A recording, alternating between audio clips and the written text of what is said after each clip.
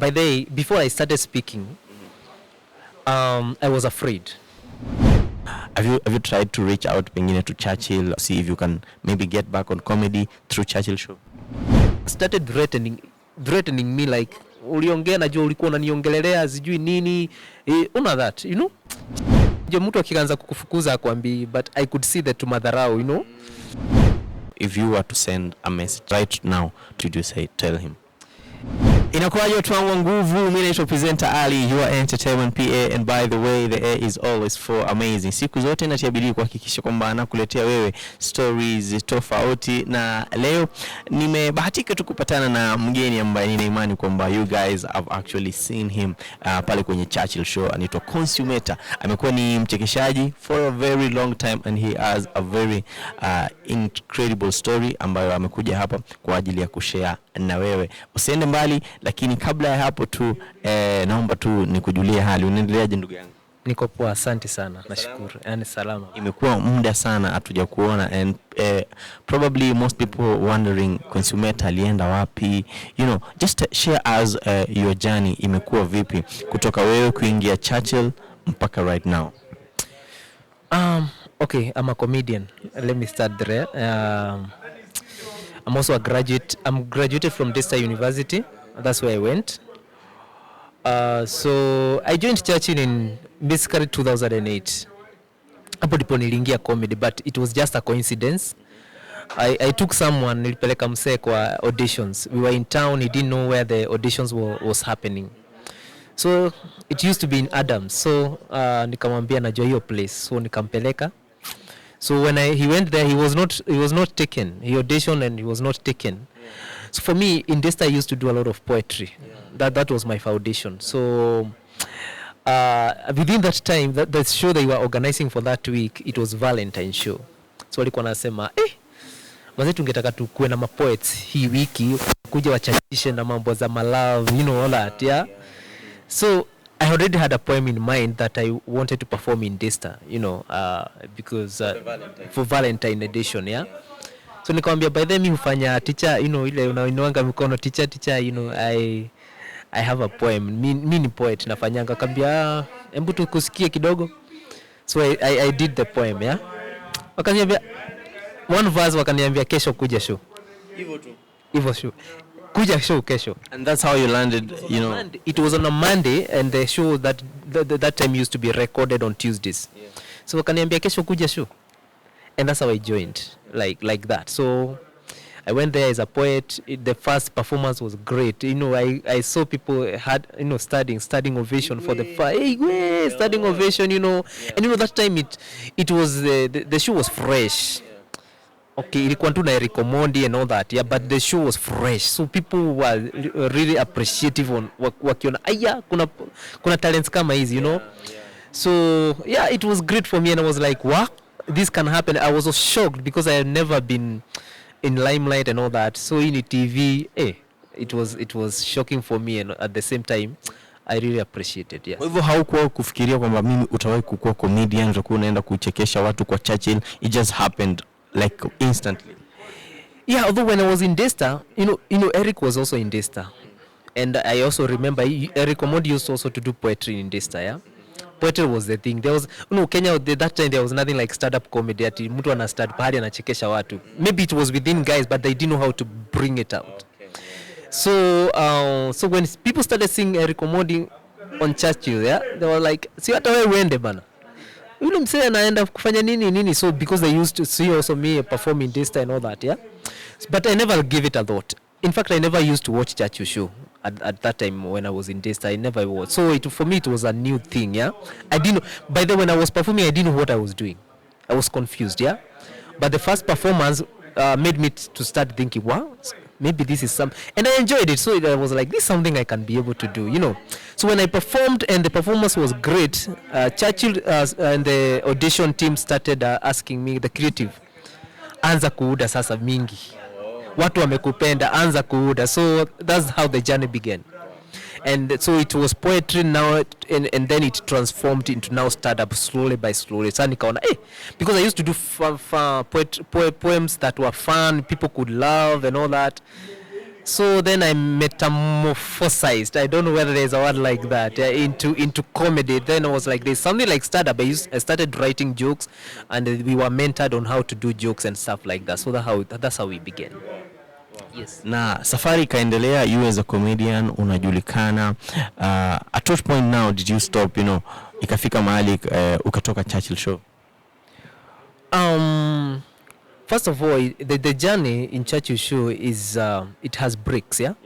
Breaks in when I say break is like we can there used to be recording, then there used to be a break when a season goes for a break, So sometimes you have to now to take that break as an artist. But one of the things I say is the platform itself.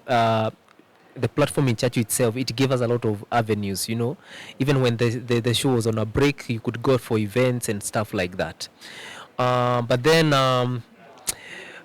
from 2008, so for my journey, Churchill was on and off. I could come back and then I go and do my own things, stuff like that, Because at the end of the day, I also, within myself, I knew I had to grow.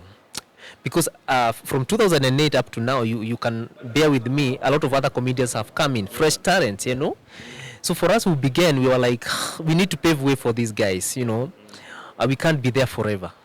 So we need also to set our own stage. So for me, I wanted that. I wanted to create my own platform also, and also to grow my own brand, in a way. Yeah? It has been hard because it's not easy. Let me say it's not easy. Right now it has opened up because now there's online. You can go online and do your own stuff. But at that point, it was hard because to get a TV, to do your own show and stuff like that, it was really hard. Yeah. So we are here. So it's only we have tried to do a lot of other projects, but now what I can say is it's opening up because of the online platform. At least people can now start doing contents online. Yes. Yeah. So that now but the break I took from Churchill was around 2019 there, early 2019.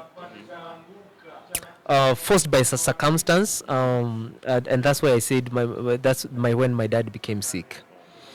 So it was an emergency, sickness you don't plan, it comes, So at that particular time, Dad came one day and said, he has been diagnosed with prostate.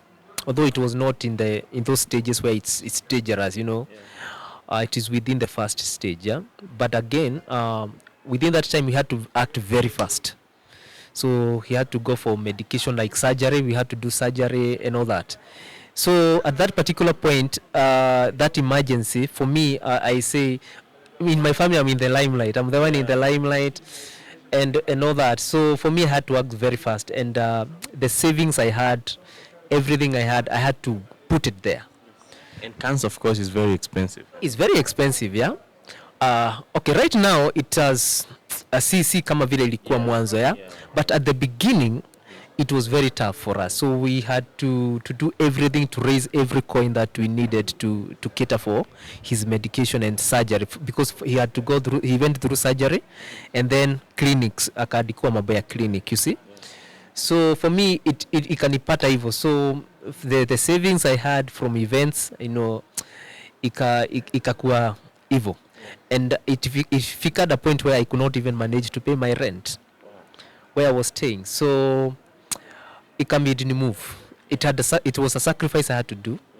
So for my dad, so I had to sell even what I had, my nini, nikaenda kuishi na msee.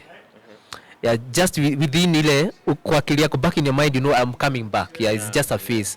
I'll get events, I'll do this. I'm a hard worker. I'll do all this. Yeah, and there's that thing as artists we say, artists can always come back. So that behind my back, I knew I would come back.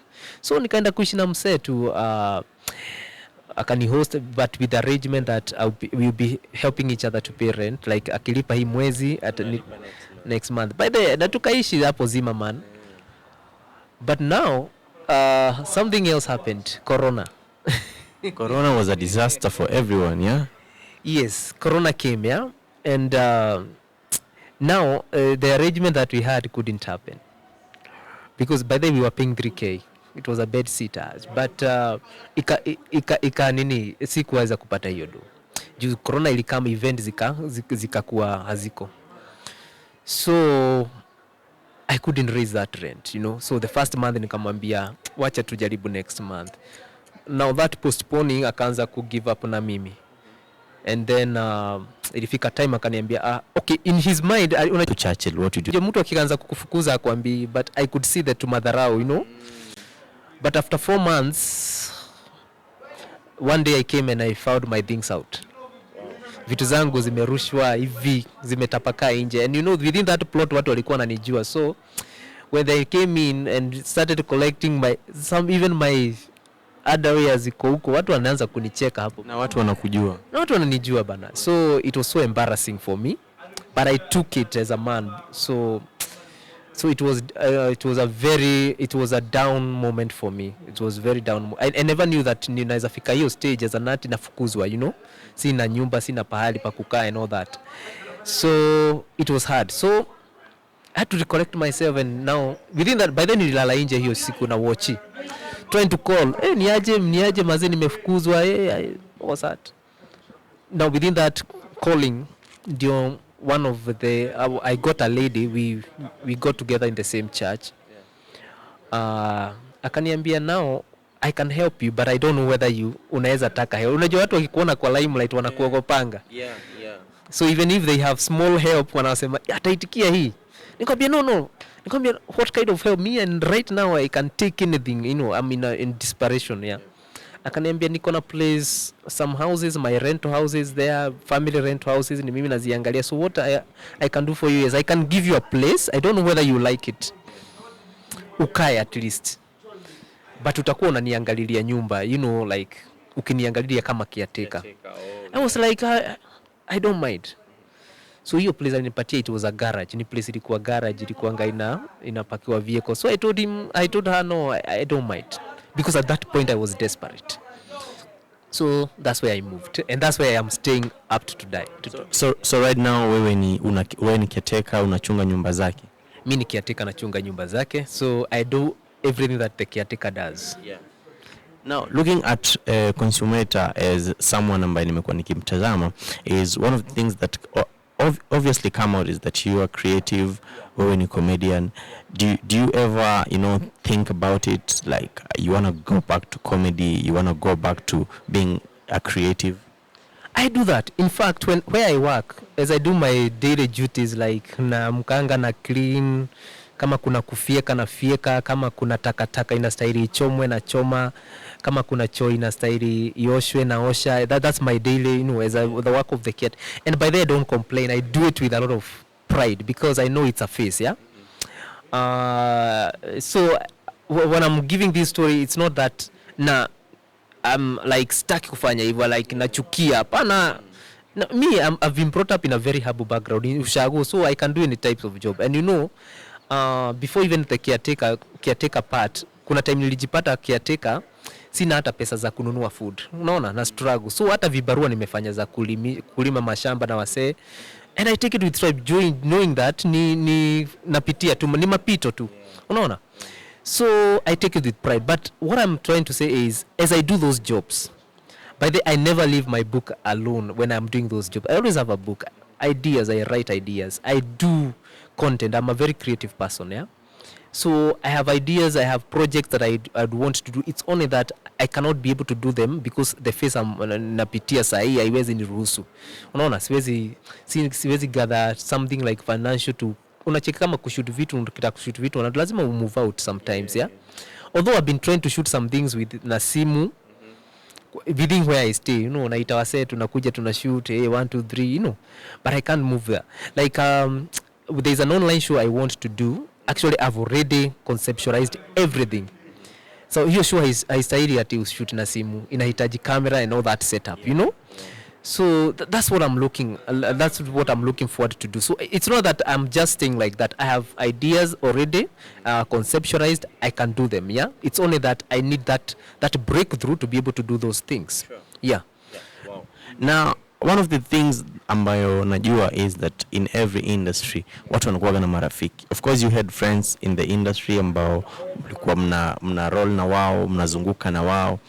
Did you ever try, you know, to reach out to the friends? Something else, unajua shida ikikuja inakujanga na shida mingi. within this tough period, my page like especially my Facebook page got hacked. So I woke up one day nikapata iko I tried to fuatilia iko, you know. So I tried to call my friends, yeah, and telling them, Maze, I want to come back.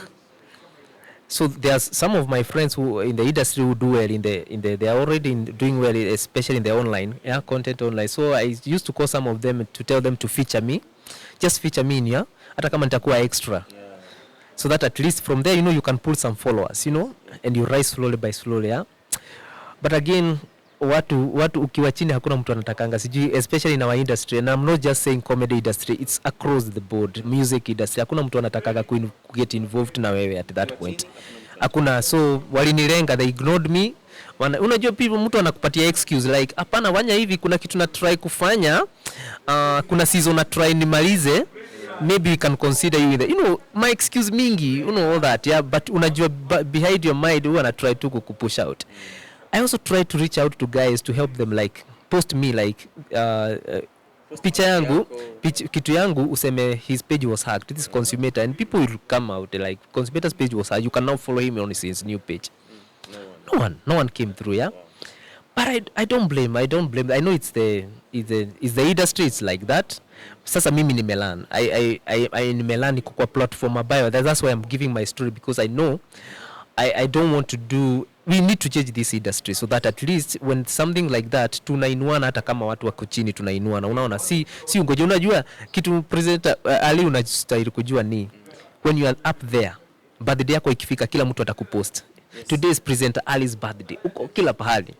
But when you are down there, no one want to, ni kama wanaonanga kwa kikupost, followers wao wataenda, ni kama wata lose followers. I don't know what is that, yeah. Watakuja chini pia. Watakuja chini pia kama place huko, you know. I don't know, it's a bad thing in the, and I wish that it can change. Yeah. Now when Corona came, of course, Churchill ilifungwa and you couldn't perform anymore. But right now, Churchill show is back. Tulikuwa season, I don't know, episode 2 ama 3 walikuwa Nakuru, episode 2 actually. There's going to be another episode in Kakamega, in Kisumu. Have you tried to reach out pengine to Churchill or to akina Alunzi, watu wana work na yeye, to see if you can maybe get back on comedy through Churchill show? Now, let me say this. I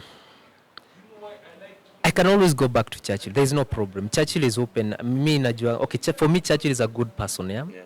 And I always thank him for the platform. Churchill anakuanga mtu roho safi and all that. Because if today I want to go to, I would just go for auditions and I know I will get a show. So it's not even a big issue. But again, we need to look beyond. And for me, I'm looking beyond, like, if I go back to Churchill's show, and I'm not saying I can't go there, like I can go and perform one show, unajua ile appearance, you know? But is this what I want to do as Consumator? Like, do I want to go back there? It's like going back to square one. Because for me, as I told you, there's a lot of projects I want to do. So for me, I want to do those projects. I want to get that breakthrough so that I can be able to do now the projects I have. I want to like the show I was telling you, the online show. I want to do that, yeah. So even if I have to go to Churchill, maybe one show I perform, you know, just there, but not to be at hiyo ndio sasa nataka kufanya. Unacheki? Because feel like you have outgrown it. I have, that's the word. I feel I have outgrown Churchill show. It's for other people now to get that new platform and also and shine, you know. For us now, it's time to look for, you know, akina, like, let's say like the way akina Terence wanafanya sai. That's what I want to do. At least you have to grow. So each ata Terence akaenda Churchill show appearance, it's okay for him, but akona vitu zake anafanya. So for me, I want now to set the foundation for Consumator to do what Consumator want to do. Yeah, and I know I'm creative. It's only that it's napitia phase fulani, but I know I'll come back, you know. And I'm creative in many ways. I can do very good concept for adverts. That's one of my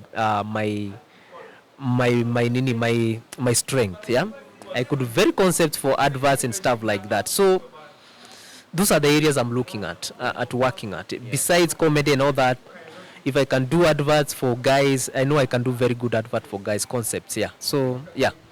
Amazing conversation right there. Tumekuwa tukipiga story na Consumator mwenyewe. What type of show pengine ndio unataka kuleta online? Is it going to be a comedy show? Is it going to be drama? Yeah. Now, let me give you the the genesis of this show, yeah? Yeah. When I started speaking, before I started speaking, I was afraid. Like, I'll be embarrassed. What will people say about me? I'll be castigated. You know, when you speak, ukienda kwa mneti, kuna watu hata wanakutusi, kwani anafikiria ni nini, you know. I knew that would come. So I was afraid to speak out because I knew people, kuna Wakenya watakutukana, wakuambie kwani wewe ni, you know that, yeah? But I got the strength. Nikajiambia, I lose nothing if I speak. Let me speak. So I spoke. And let me tell you, after I spoke, I got peace. That's one thing. I got peace. Ni kama kitu imekuwa ikikusubua kwa roho yako come out, you see? And when I started speaking, I could see other people speaking through my story. Wow. You know, people come, even through the comments, and also people, there's a lot of people, a lot of people calling me, even from outside the country. They are seeing my story, and I know they also see this story, yeah? And they are saying, oh, Consumator, thank you so much for speaking. I was facing these. You know, they are coming out to speak. And that's when I realized a story begets another story, you know? But unless we speak out, no one can know what you're going through. So that's the genesis of what I want to do. For me, I'm in the limelight, nimewaka na watu wako ordinary huko, watu wa vibarua, watu wa kanusu, wanakuja wamelewa kwa shamba, hata wengine hawajasoma. And I'm not castigating them, yeah? But one thing I realized is the issue I have, we might share the same issue with that person. No, it doesn't matter whether I'm in the limelight or he is there, down there. We can have the same issue affecting us. And when we speak out, we get the solution, you know? So for me, I realize I can be a bridge between those people in the limelight and these ordinary guys, like just to encourage people to speak on the issues that they are facing. And you know, there are so many issues which are labeled immoral. Kuna vitu watu wanapitia, wanaogopa kuongea juu watu wanafikiria ni vitu embarrassing, vitu immoral, vitu unspeakable, yeah? But I want to encourage people to speak out because there's a truth. You get the truth and you won't suffer with the issue. So that's the show I want to do. Actually, the show is called, I've already conceptualized it. It's called TBT, Truth Be Told. So we want people to speak on truth on the issues that people are shy from talking about. And then we try to come up with solution on those issues. Yes. Amazing sana. Pengine Churchill has been very supportive kwa career yako wakati ambapo you are on Churchill show. If you were to send a message right now to Churchill, what would you say? Tell him. Amazing. Churchill is a good person, yeah? He's akona roho poa sana. Yeah. Na watu haja start unajua sahi sisi tulikuanga kwanza tukianza show when we were coming to Churchill show, we never wanted much. Tulikuwa tunataka tu platform. Yeah. Tulikuwa tunajua hii platform kitaida. But let me tell you, the platform itself is enough. Yes. So usikuja hapo na ile greed ya pesa ati Churchill unalipa watu gapi, no. Yeah. If you get that platform, you won't even think of such issues, yeah? But at least sisi industry ime open up. I think right now ni kama football. Watu wa kitambo wako wanalipwa football vizuri, but sahi ime open up, sahi watu wanalipwa a lot of money. So at least the new talents which are coming up, they're enjoying that platform and they are getting a lot because of the guys like us who opened the platform, you see. So Churchill is a good person. Churchill is and I want to encourage him. I know when some of us, when we come out and speak, a lot of people rush to Churchill to castigate him like, hey, Churchill, bona nini. It's not Churchill. Churchill already has done his part. Yeah. But that does not mean that when he has done his part, we also have a life. Na pia tuko na mahitaji and all that. So we don't take it as Churchill. We take it, like me, I'm taking it as consumator, you know. So for Churchill has done his bit, it's consumator to do his bit. And I'm facing the challenges I'm facing as consumator. Churchill is a good, and let me tell you, because I have to say this, and I'm opening this in your show, like that person who hosted me and alinifukuzanga, he's because let me tell you what has happened right now. I knew when I speak I will have opened up and I'll have peace, but now I have to deal with stigma of after speaking kuna watu wameanza come up. That's what I'm facing right now, by the way.